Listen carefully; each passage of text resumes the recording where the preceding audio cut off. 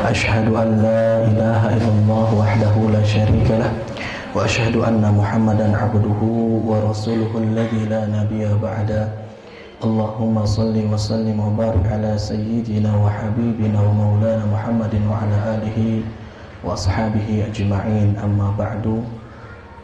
Para jamaah sekalian, jamaah pengajian Masjid Mutiara yang sama-sama harap ridho dan juga rahmat Allah Subhanahu wa taala. Alhamdulillah, Allah Subhanahu wa taala masih memantapkan hidayatut taufik yang bersemayam di dalam hati kita.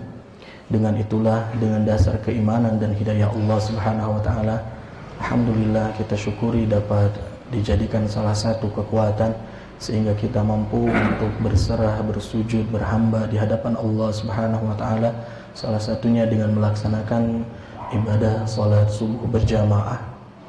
Mudah-mudahan salat kita, seluruh amal ibadah kita dijadikan oleh Allah sebagai amalan yang diterima di sisinya. Amin ya Allah ya rabbal alamin.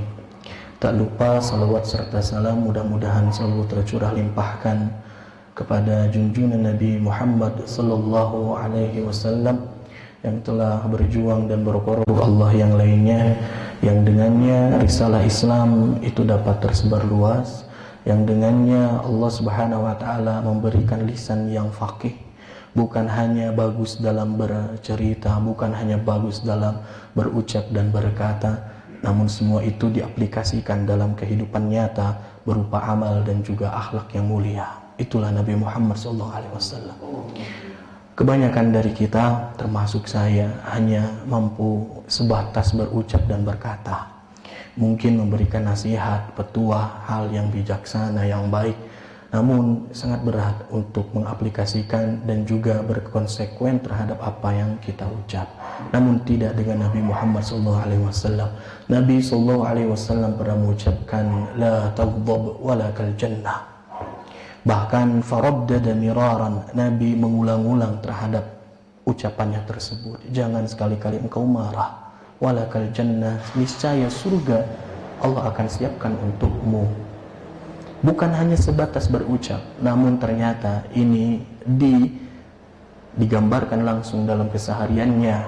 Sebagaimana yang ucapkan para istri Nabi SAW seluruhnya, tidak ada yang mengingkari bahwa betapa indahnya akhlak Nabi, betapa baiknya akhlak Nabi SAW.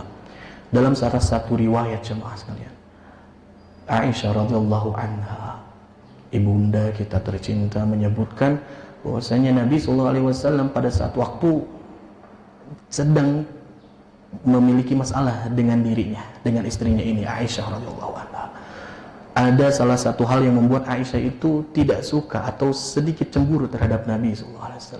Hingga apa yang diberikan oleh Aisyah kepada Nabi itu tidak sama seperti hari-hari biasanya. Ditanyalah oleh Nabi SAW, apa yang membuatmu marah, wahai Humairah? Ini teh sedang dalam keadaan marah, tapi Nabi masih dapat memanggil dengan panggilan yang sangat baik, panggilan kesayangannya. Humairah itu dalam bahasa Arab itu artinya yang memiliki pipi kemerah-merahan. Pada asal katanya Pak, Humairah itu diambil dari kata hamra.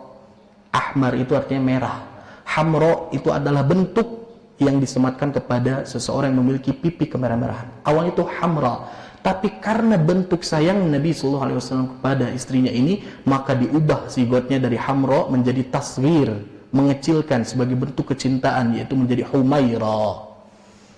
Istilah kita mah, misalkan saya namanya Farhan, maka kalau misalkan ada orang yang suka sama saya, orang Arab, nah, akan memanggil saya itu dengan sebutan Furaihan gitu. Furaihan. Nah, ini adalah salah satu bentuk Nabi SAW mengungkapkan rasa cintanya dengan julukannya terhadap istrinya Aisyah radhiyallahu anha. Aisyah terdiam ketika ditanya oleh Nabi SAW. Maka Nabi mengetahui hal ini sehingga Nabi SAW meminta Aisyah radhiyallahu anha untuk mendekat kepada dirinya. Kesini, dekatkan. Lantas apa yang dilakukan oleh Nabi? Dalam marahnya Aisyah itu, Nabi SAW memeluk Aisyah. Sebagaimana pelukan seorang suami yang begitu sayang terhadap istrinya, yang menghangatkan hati yang sedang marah terhadap Nabi SAW. Seketika marahnya Aisyah itu berubah menjadi kecintaan kepada Nabi SAW. Kalau kita mau berat Pak, sedang ada masalah dengan istri, boro-boro mau meluknya, nyaketan, naros oge, kadang-kadang apa, aku kepala keluarga gitu. Harusnya dia taat, harusnya dia ini. Terkadang ego kita mengalahkan segala hal yang membuat kemaslahatan dalam rumah tangga, tapi tidak dengan Nabi SAW. Bukti yang kedua, bahwasanya Nabi adalah benar-benar sosok yang paling mulia. Wa innaka la'ala khuluqin 'azim, sampai-sampai Allah Subhanahu wa taala sebutkan dalam surat Al-Qalam, sesungguhnya engkau wahai Muhammad, sungguh engkau memiliki khuluqin 'azim, akhlak yang begitu mulia. Ini dibuktikan oleh seorang pembantu Nabi sallallahu alaihi wasallam. Pembantu Nabi salah satunya adalah seorang anak yang pada saat itu didatangkan oleh ibu dan bapaknya, dijadikan sukarelawan sebagai pembantu di rumah Nabi sallallahu alaihi wasallam yang bernama Anas bin Malik. Nah, Anas ini masuk ke rumah Nabi itu pada usia 9-10 tahun. Menjadi pembantunya Nabi SAW. Dalam usia yang masih belia ini, Anas itu menjadi orang yang sangat taat kepada Nabi. Pada satu waktu, Nabi SAW memiliki kebutuhan hajat untuk dibelikan sesuatu oleh Anas di pasar. Ketika Nabi sudah memberikan uangnya, hingga Anas pun berlari keluar dari rumah untuk ke pasar memberikan dan membeli sesuatu yang diharapkan oleh Nabi. Ternyata sebelum sampai ke pasar, Anas yang kecil ini bertemu dengan teman-teman sebayanya, anu saumuran, sedang bermain-main di situ. Hingga Anas pun tergiur. Mainilah lah gitu. Namanya lagi burang kali, budak alit. Hingga akhirnya main. Sampai-sampai lupa dengan perintah Nabi SAW. Bahwasanya dia sedang disuruh gitu ke pasar. Lupa, main, anteng teuing, lami. Sampai-sampai Nabi SAW menjemput Anas dengan mengungkapkan salah satu julukan yang tanda sayangnya ini dengan memanggil ya Unais, yang harusnya Anas jadi Unais. Kalau kita mah anak disuruh malah pergi kemana kan ngambeknya rencana naonan gitu. Apa yang dilakukan oleh Nabi SAW melanjutkan, ya Unais, wahai Anas yang kecil, kenapa engkau berada di sini sedangkan engkau sedang diperintah olehku untuk menuju pasar gitu. Anas itu ketakutan mendengar pertanyaan Nabi SAW. Langsung Nabi melanjutkan, engkau boleh main, silahkan, tapi selesaikan dulu tugasmu. Cukup itu saja yang dilakukan oleh Nabi SAW. Ini satu hal yang diungkapkan Anas ketika Anas itu sudah beranjak dewasa, ditanya oleh para sahabat ketika Nabi sudah wafat, bagaimana akhlak Nabi? Anas menyebutkan selama 10 tahun saya bersama Nabi SAW dari umur 9 sampai 19 tahun di rumahnya Nabi, tidak ada satupun ungkapan dan perkataan Nabi yang menyakiti hati saya. Tidak ada satu suara pun yang tinggi kepada saya walaupun saya anak kecil gitu. Padahal tadi yang diungkapkan oleh Allah Subhanahu wa taala dalam surat Al-Hujurat yang saya baca, ya ayyuhalladzina amanu la tarfa'u aswatakum fawqa sautin nabi. Wahai orang-orang yang beriman, janganlah engkau angkat suaramu lebih tinggi dibandingkan suaranya Nabi sallallahu alaihi wasallam. Nabi suaranya pelan, Pak. Gitu. Tapi dalam satu kondisi tetap ada suara tegasnya, ada suara tingginya, ada melengkingnya, namun dikondisikan. Namun secara keseluruhan Nabi sallallahu alaihi wasallam adalah orang yang santun. Walau sampai kepada pembantunya sendiri. Nah, sekarang ya merefleksi terhadap diri kita seperti apa kepada orang-orang terdekat kita. Para jamaah sekalian, yang akan kita bahas pada kesempatan subuh kali ini yaitu adalah salah satu pembahasan dalam keimanan, bahwasanya keimanan bukan hanya sekedar ucapan dari lisan saja, bukan hanya sesuatu yang hanya cukup dipendam dalam keyakinan di dalam dada saja, namun lebih dari itu harus dibuktikan dengan pembuktian amaliyah yang nyata dalam kehidupan keseharian kita. Yang kemarin kita bahas dalam kajian yang sebelumnya, hal yang pertama, syarat dari keimanan kepada Allah Subhanahu wa taala itu, bukti dari keimanan yaitu adalah al-yaqin. Ini sempat kita bahas dalam kajian yang ahad itu. Al-yaqin, maka kita harus mempersiapkan keyakinan kita dengan seyakin-yakinnya kepada Allah Subhanahu wa taala. Kalau kita sudah yakin kepada Allah, maka kita harus meyakini juga tidak ada yang lain ilah yang berhak dibenarkan melainkan Allah Subhanahu wa taala. Namanya keyakinan itu memiliki dua potensi, kebenaran dan sesuatu yang salah. Benar apabila keyakinan ini sesuai dengan kenyataannya. Seseorang menyebutkan, saya yakin gajah itu adalah hewan yang paling besar di muka bumi ini. Ada orang yang ngomong yang lain, tidak, saya yakin yang paling besar hewan itu adalah ikan paus, misalkan seperti itu. Maka keyakinan yang benar di antara dua orang ini adalah seseorang yang benar terhadap kenyataannya. Walaupun saya meyakini bahwa saya gajah yang paling besar, tapi tidak bisa dibenarkan karena menyelisih terhadap kebenaran yang ada. Sama halnya dengan keyakinan kita terhadap agama. Kita harus meyakini agama Islam sepenuhnya yang memiliki kebenaran di antara agama-agama yang ada. Maka ketika ada orang lain yang memiliki keyakinan bahwasanya agama saya benar, silahkan saja. Namun bisa jadi keyakinan dia itu tidak benar karena menyelisihi Allah Subhanahu wa taala yang menjelaskan bahwasanya inna dina 'indallahil Islam, sesungguhnya agama di sisi Allah hanyalah Islam. Tapi bukan berarti ketika ada orang yang berbeda keyakinan dengan kita lantas langsung memberikan tindakan-tindakan yang negatif. Tidak lantas seperti itu jemaah. Biarkan saja dengan keyakinannya. Kalau bisa kita dakwahi maka dakwahi, beritahu maka beritahu dengan kesemampuan kita, namun tidak sampai kita berlaku buruk terhadap dirinya. Itu adalah al-yakin. Berdasarkan firman Allah dalam surat Al-Hujurat ayat 15. Kemarin sudah kita bahas mengenai hal yang kedua, bukti dari keimanan, bukan hanya sebatas yakin, namun ada at-taslim. At-taslim itu adalah satu penyerahan diri kita, benar-benar memberikan dan menggenapkan penyandaran diri kepada Allah Subhanahu wa taala, bukan kepada makhluk. Seperti itu. Nah, maka kita meyakini bahwasanya apa yang datang kepada kita, sesuatu yang maslahat datangnya dari Allah, sesuatu yang mudarat datangnya juga itu hakikatnya dari Allah, walaupun asbabnya datang dengan hal yang kita lihat. Nah, yang jelas apapun yang membuat diri kita nyaman dan tidak nyaman, maka seluruhnya kita harus yakini datangnya dari Allah dan kita berserah diri, bertawakal kepada Allah Subhanahu wa taala. Ini sama seperti yang Allah nyatakan dalam surat Ali Imran ayat 83. Seluruh apa yang di langit dan yang ada di bumi, pada hakikatnya seluruhnya itu berserah diri kepada Allah Subhanahu wa taala. Walaupun bentuk berserah dirinya itu dibagi jadi dua, Pak. Dalam surat Ali Imran ada yang disebut orang yang berserah diri itu dengan tau'an. Dia ikhlas tumarimah, benar-benar tulus, menyadari dengan hatinya bersandar kepada Allah, benar-benar tunduk di hadapan Allah Subhanahu wa taala. Siapa itu? Itu adalah kita, orang-orang yang beriman. Kan kita tulus nih, benar-benar sadar kita menghamba kepada Allah, benar-benar menyerahkan segala daya dan upaya diri kita kepada Allah Subhanahu wa taala. Tapi yang kedua ada orang ataupun ada makhluk yang mereka itu karhan. Mereka itu ditundukkan oleh Allah Subhanahu wa taala dalam keadaan hatinya walaupun tidak menerima terhadap hal itu. Mereka siapa? Mereka adalah orang-orang kufar, orang-orang kafir, non-muslim yang tidak beriman kepada Allah. Hakikatnya mereka pasti akan tunduk kepada Allah Subhanahu wa taala. Pada saat apa, Pak? Pada saat nanti musibah datang, pada saat nanti hatta ya'tiyakal yaqin, ketika kematian datang kepada dirinya.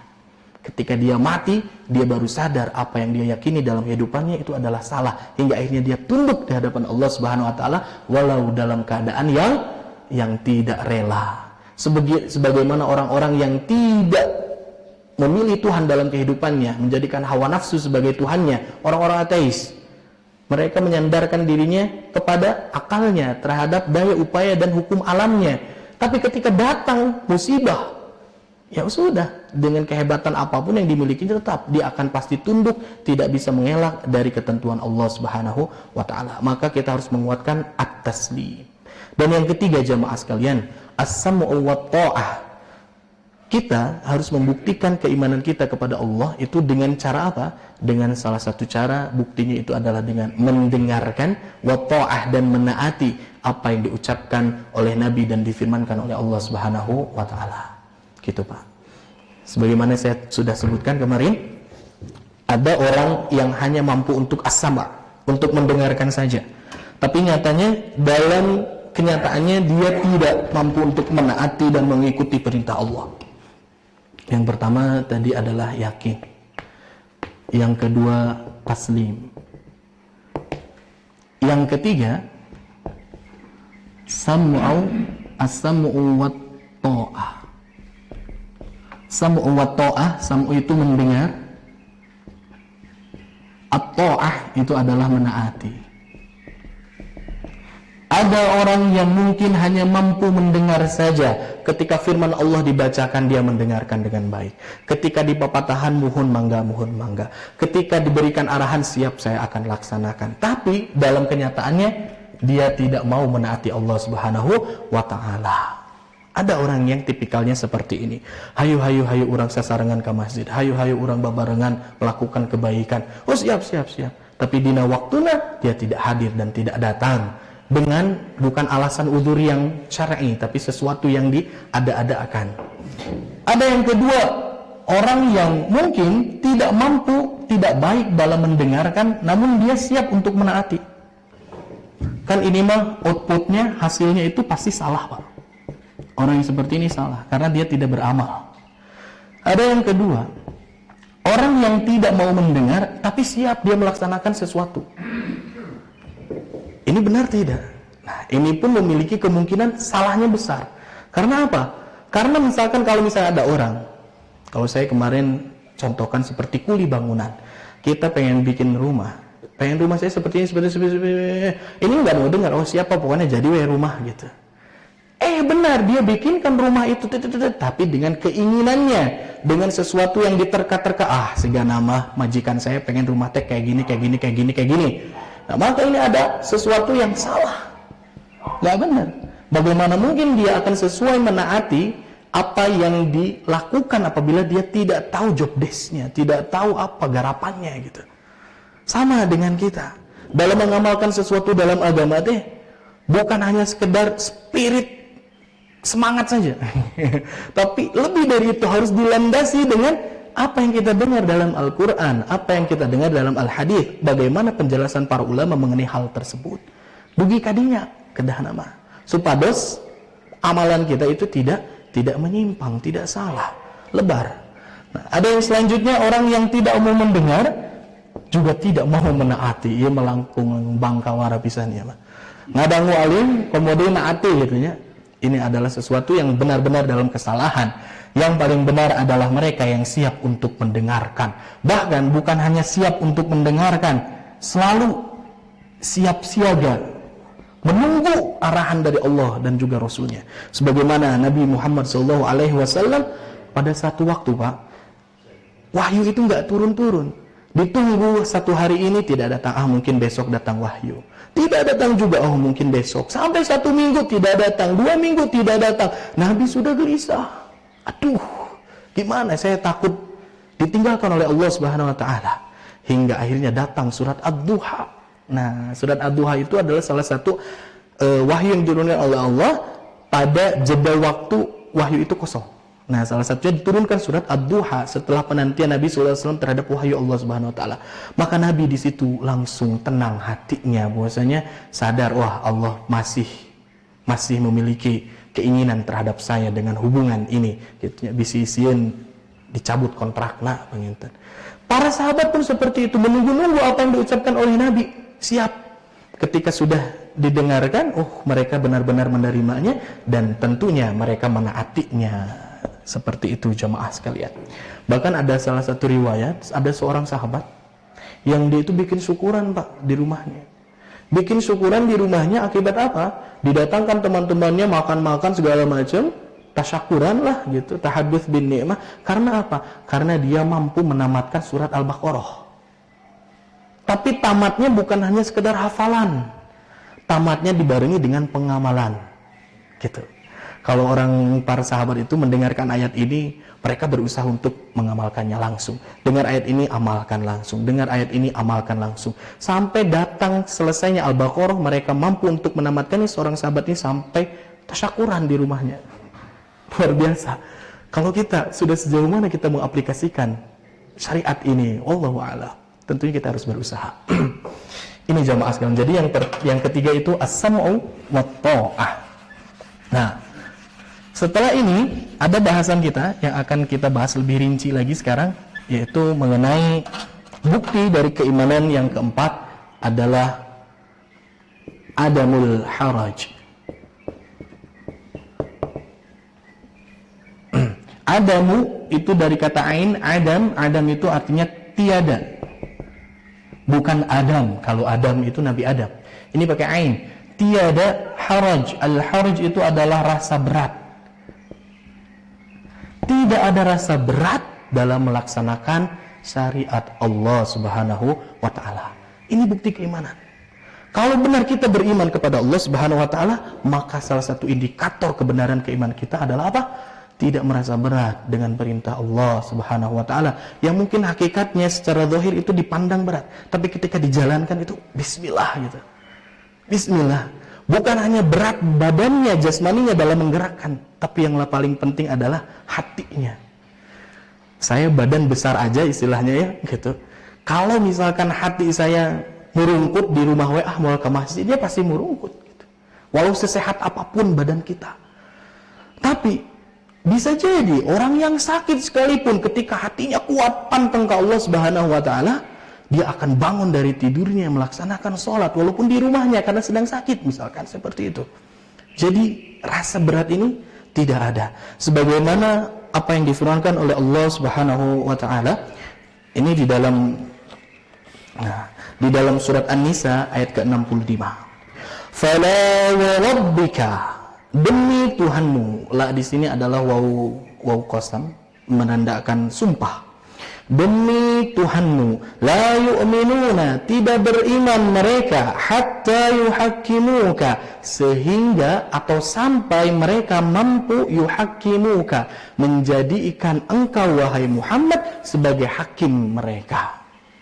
Yang pertama, jadi ciri orang beriman adalah menjadikan Nabi SAW sebagai hakim fima syajara bainahum, terhadap hal-hal syajara yang dipertentangkan, yang diperselisihkan bainahum, di antara mereka. Jadi kalau ada permasalahan pertikaian apapun, harus menunjuk Nabi Muhammad SAW sebagai hakim yang akan memberikan putusan di antara apa yang mereka perselisihkan. Itu yang pertama. Kemudian yang kedua, thumma, kemudian la yajidu fi anfusihim, tidak ada di dalam hati mereka harajan. Nah, ini yang kita sebut. Tidak ada rasa berat di dalam hati mereka mimma qadaita, dari apa-apa yang telah engkau selesaikan wahai Muhammad sallallahu alaihi wasallam. Jadi kalau Nabi Muhammad sudah memberikan keputusan terhadap sesuatu, mungkin dirasa baik menurut kubu A, buruk menurut kubu B, atau menguntungkan salah satu kubu, tetap dua-duanya harus merasa ridha dengan apa yang telah Nabi Muhammad sallallahu alaihi wasallam putuskan dalam kehidupannya. Bahkan bukan hanya selesai di situ, kita jangan merasa berat dengan apa yang Allah dan Rasulnya putuskan. Wa yusallimu taslima, tambahan yang ketiga, dan mereka orang-orang beriman ini mereka mampu untuk menerima hal itu taslima, dengan penerimaan yang sempurna. Bukan hanya di depan Nabi, mohon Nabi enggak diterima gitu, tapi di belakang Nabi tidak mau menerima itu, membikin pertengkaran, membikin pertikaian, adu argumen lagi, berikan alibi lagi, bukan seperti itu. Nah, jadi wa yusallimu taslima, benar-benar ngaregepkeun, tidak ada lagi rasa berat di dalam hatinya, menerima dengan penerimaan yang sebenarnya. Itu jamaah sekalian. Salah satu contohnya apa? Contohnya ini terjadi di zaman Nabi SAW ketika telah selesai perang Hunain, Pak. Perang Hunain itu adalah perang yang dilakukan oleh Nabi SAW ketika Nabi mengajak orang-orang yang berada di Taif, salah satunya untuk beriman kepada Allah Subhanahu wa taala. Setelah perang Hunain ini berlangsung, ternyata dari beberapa kabilah yang menjadi musuh dari Nabi SAW dan pasukannya, kaum muslimin secara keseluruhan, nah masih ada beberapa kabilah itu yang belum mau menyerah, sehingga Nabi sedang masih melakukan pengepungan di antara benteng mereka. Tapi banyak kabilah yang sudah menyerah dan menjadi tawanan perang, berikut dengan harta yang ditinggalkan ketika mereka berperang yang disebut dengan ghanimah. Jadi Pak, yang namanya ghanimah itu bukan harta rampasan perang, bukan yang dirampas, tapi harta yang ditinggalkan oleh musuh ketika mereka sudah merasa diri mereka kalah dan terpojokan. Tunggang langgang lari, kuda mereka, peralatan mereka, seluruh yang ada di medan perang mereka tinggalkan, itu yang disebut dengan ghanimah. Jadi bukan dirampas langsung, ditinggalkan. Nah, maka ghanimah ini yang berserakan ini sudah dikumpulkan oleh Nabi SAW, dan para sahabat menganggap perang itu sudah dimenangkan oleh oleh kaum muslimin. Sehingga di situ saatnya untuk membagikan ghanimah tersebut kepada mereka. Tapi Nabi SAW nyatanya pada kesempatan itu tidak langsung membagikan seluruh ghanimah yang ada. Cuman baru membagikan perak-peraknya saja. Dan itu bagian kecil di antara ghanimah yang ada. Ternyata dibagikannya pun tidak memberikan kepada orang-orang Ansor. Diberikannya siapa? Orang-orang Muhajirin dan orang-orang yang baru masuk Islam dulu. Diberikan dari ghanimah itu. Tapi orang Ansor merasa kayaklah setukuna naon lah eta mangan perak kungkul. Mungkin nanti ketika harta-harta yang besarnya itu kami pasti akan dipanggil untuk dibagi dari ghanimah ini. Ternyata Nabi SAW masih menunggu kaum-kaum yang tidak mau beriman. Pada saat itu akhirnya mereka datang kepada Nabi. Kaum ini sudah datang dan menyerah, dan mereka meminta untuk diambil sebagian tawanan yang Nabi Muhammad SAW tawan di kalangan kaum muslimin. Nah, dan juga Nabi di sini melakukan perundingan kepada para sahabat. Gimana nih tawanannya diminta lagi sama mereka? Apakah kita akan berikan saja tawanan ini? Ataukah seperti apa? Kata para sahabat memberikan masukan dan ide. Salah satunya apa? Udah kalau seperti itu Nabi berikan tawanannya, tapi harta yang sudah ada terkumpul di kaum muslimin jangan diberikan lagi. Itu katanya. Tapi ada juga yang ngomong, Nabi jangan kayak gitu atau yang penting tawanan mungkin bisa diberikan, tapi mereka harus menebus dari tawanan itu dengan harta lagi kepada kami gitu. Itu sesuatu yang diputuskan oleh Nabi SAW. Ya udah kasih aja tawanannya, nggak usah ngasih lagi ghanimah. Di situ sebagian sahabat ada yang merasa berat hatinya. Kan itu kan fima syajaru bainahum, apa ada yang dipertikaikan di antara mereka. Nabi menjadi hakim di situ. Ketika itu sudah selesai jamaah, ghanimah ini dibagikan secara keseluruhan, baik yang kecil ataupun yang besar, sesuatu yang bernilai dan berharganya pun dibagikan seluruhnya. Tapi ternyata yang dikasih hanya kaum muhajir saja. Orang-orang yang berhijrah ke Madinah saja, orang-orang asli penduduk Madinah, tidak dipasihan seorang pun. Bertanya-tanya mereka, kunaon iya Nabi sampai seperti itu? Sampai-sampai ada datang di antara mereka seorang Arab Badui yang mungkin dari Madinah pedalaman itu datang kepada Nabi. Wahai Rasulullah SAW, adil. Wahai Rasul, adil engkau. Senang gitu. Langsung Nabi SAW menyebut, wailak, kamu celaka. Siapa yang akan berlaku adil kalau bukan saya gitu. Kata Nabi SAW menjawab seperti itu. Karena memang orang yang paling adil di muka bumi adalah Nabi SAW. Di situ mendengar pernyataan itu, sebagian kaum Ansor hatinya menjadi sakit. Abad itu dipasih gitu. Hingga akhirnya Nabi SAW mendengar cacian, ungkapan yang tidak baik kepada dirinya mengenai ghanimah ini, sampai-sampai Nabi berdiri di kalangan kaum Ansor secara keseluruhan. Nabi menyebutkan, wahai kaum Ansar, wahai penolongnya agama Allah, wahai engkau yang benar-benar menyediakan segala sesuatu perbuatan bagi kaum muslimin, wahai panji-panji Allah. Nabi sanjung-sanjung kaum Ansar, dan Nabi bertanya dengan satu ungkapan, apakah engkau tidak merasa rela ketika melihat manusia mereka berpergian dengan membawa unta dan kuda keduniaan yang mereka bawa, sedangkan engkau kaum Ansar, engkau membawa aku Muhammad SAW masuk ke dalam rumah-rumah kalian? Apakah engkau tidak merasa ridho dengan hal itu?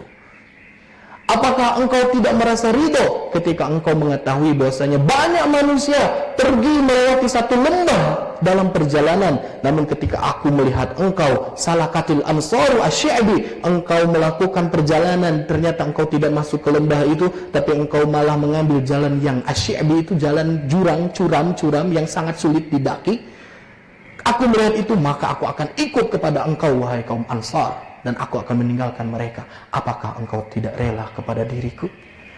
Kaum Ansar yang awalnya hatinya merasa berat dengan keputusan Nabi, langsung di situ seluruhnya luluh lantah menangis basah janggutnya atas derayan air mata mereka. Radina ya Rasulullah, kami ridha. Qasman wa hadzan, engkau sebagian dari bagian kami ya Rasulullah SAW. Akhirnya mereka tidak mendapatkan apapun, tapi mendapatkan kecintaan dari Rasul Sallallahu Alaihi Wasallam. Tenanglah hati mereka. Itu jamaah, dunia sesuatu yang mungkin harusnya didapatkan oleh mereka lepaskan. Tapi mereka lebih mencintai dan menyayangi Rasul Sallallahu Alaihi Wasallam. Kita udah sampai mana? Pertanyaannya gitu. Kalau sudah ada sesuatu di hadapan kita, pi akhiratun, pi narakaun, tapi bonusnya seueur. bakal menguntungkan, karir melejit segala macam. Tapi aduh kumaha gitu dah. Harusnya kita mampu untuk memilih pilihan yang benar yang menyelamatkan diri kita sehingga kita mampu menjadi umat Nabi sallallahu alaihi wasallam yang meniadakan rasa berat untuk memilih pi akhirateun tibatan pi duniaeun. Gitu.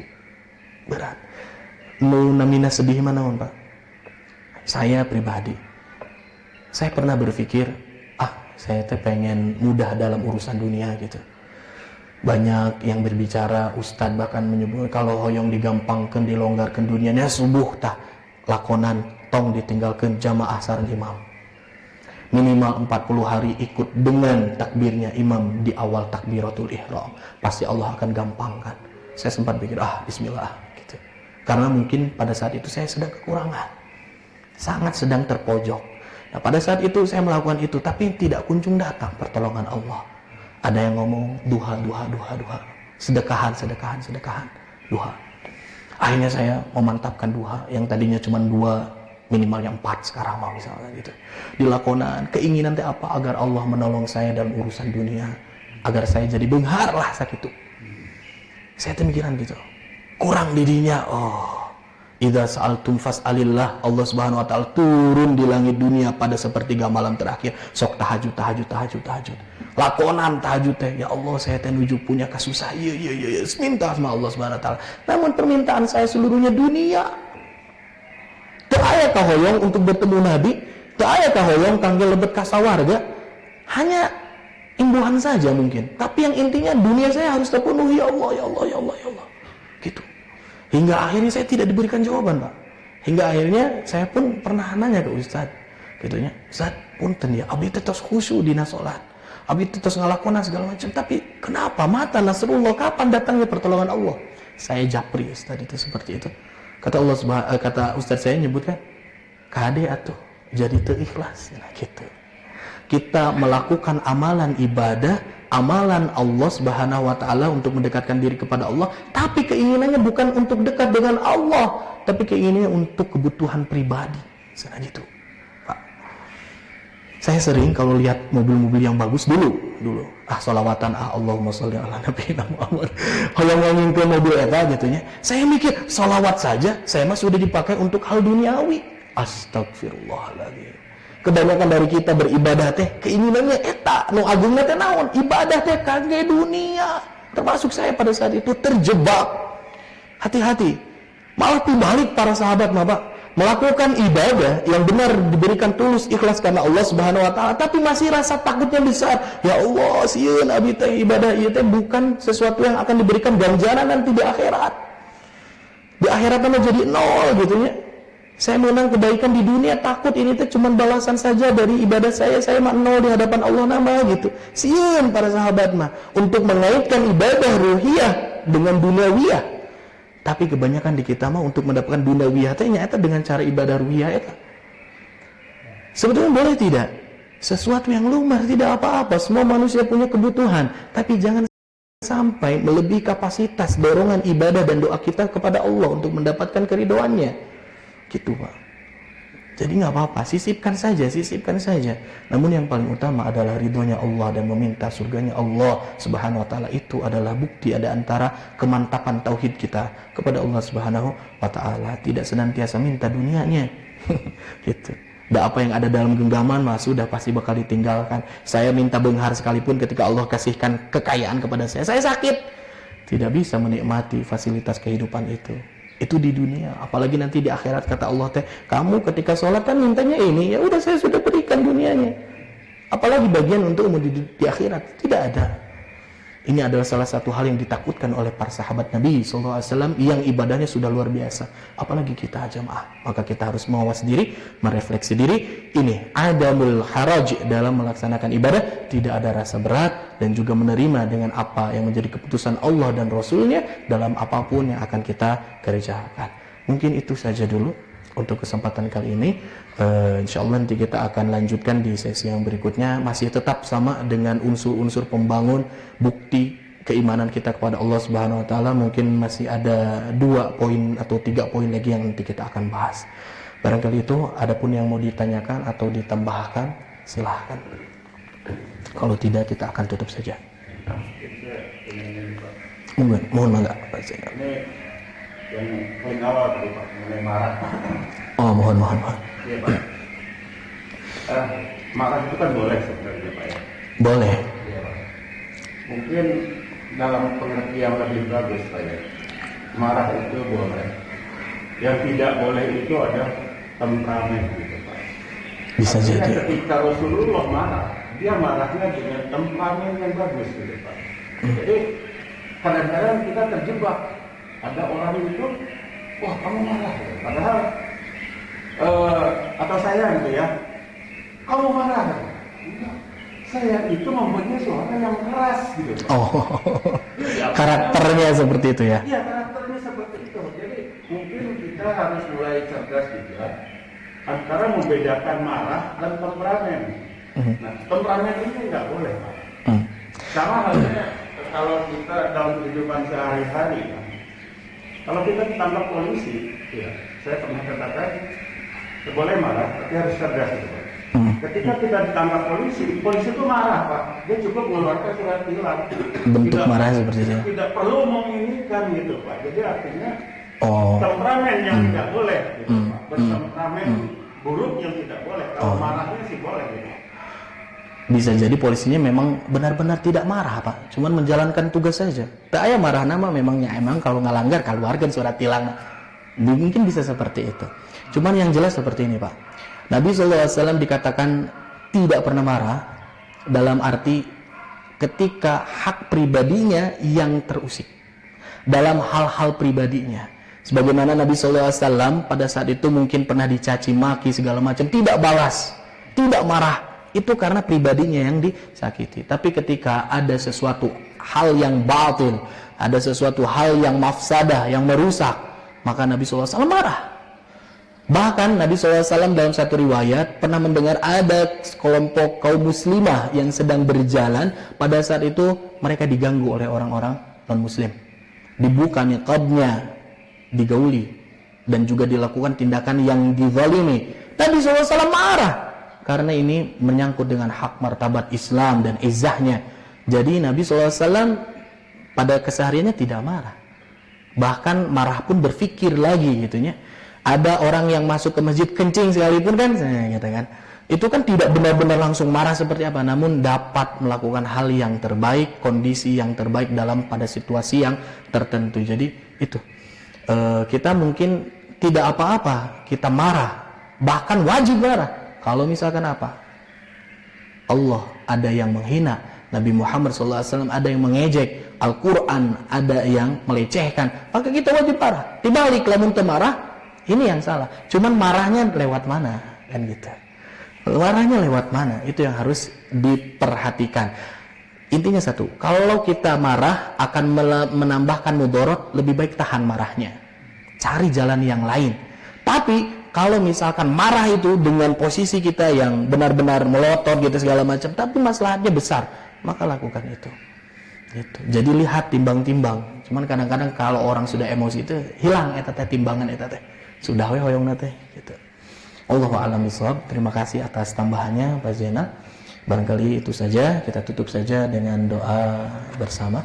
Allahumma salli wa sallim ala nabiyyina Muhammadin wa ala alihi wa sahbihi ajmain. Hamdan syakirin, hamdan na'imin, hamdan yuafi ni'amahu wa yukafi'u mazidah. Ya Rabbana lakal hamdu kama yanbaghi li jalali wajhikal karim wa 'azimi sultanik.